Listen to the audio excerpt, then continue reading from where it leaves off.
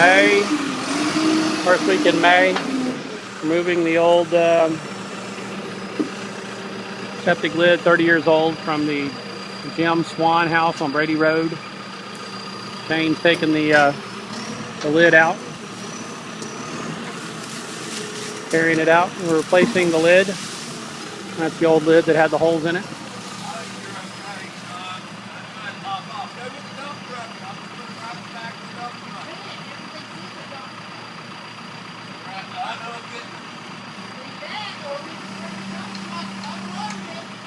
While I'm doing this, I'll go ahead and look at the tank here.